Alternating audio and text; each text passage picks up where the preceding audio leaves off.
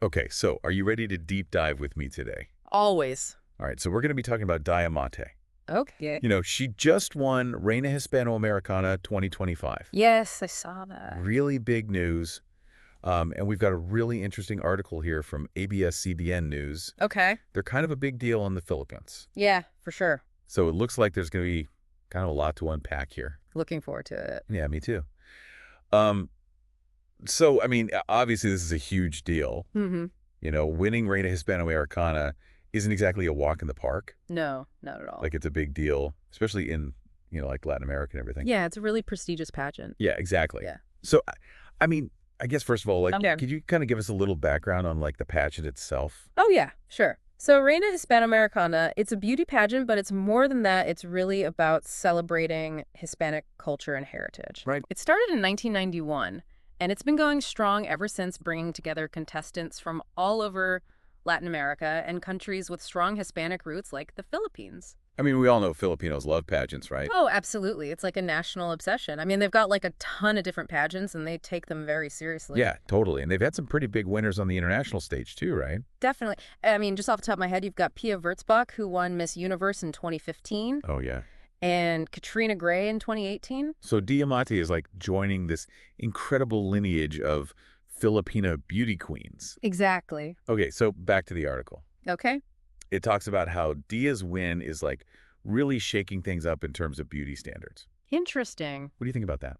Well, beauty pageants, they always reflect the times in a way. Right. And especially in the Philippines, where pageants are such a big deal, Hmm.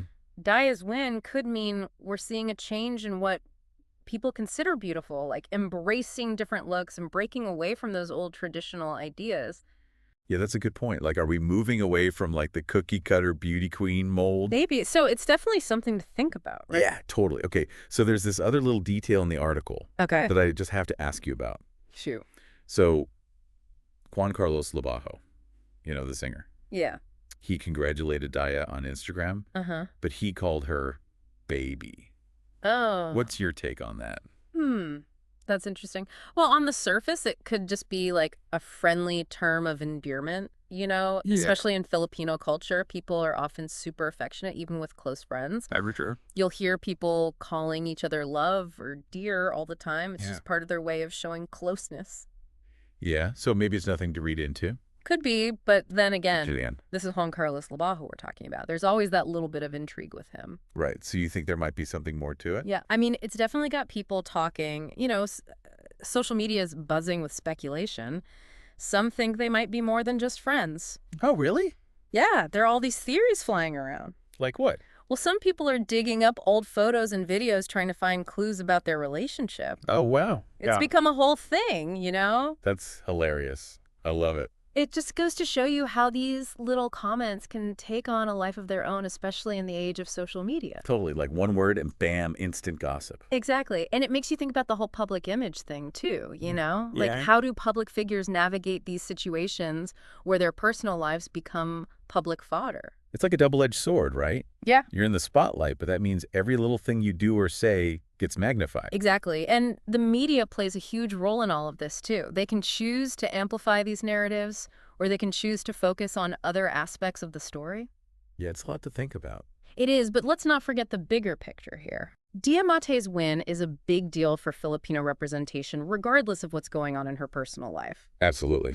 And it raises some interesting questions, too, like, how might her victory, along with all this attention from Labajo's comment, Yeah. how might that influence ideas about beauty and representation, not just in the Philippines, but globally? Ooh, that's a good one. Right? Will she use her platform to advocate for certain causes? Right. Will her win inspire other Filipino women to challenge those traditional beauty standards? We don't have the answers yet, but it's definitely something to keep an eye on. Wow. This deep dive has been a whirlwind. It has. We've gone from Diamante's amazing win to Juan Carlos Labajo's baby comment. And now we're talking about the future of beauty and representation. It's all connected, you know? It really is, and it's also fascinating. So to our listeners out there, I hope this has given you a lot to think about. Me too. Keep celebrating Filipina excellence and keep questioning those old ideas about beauty, because who knows what the future holds.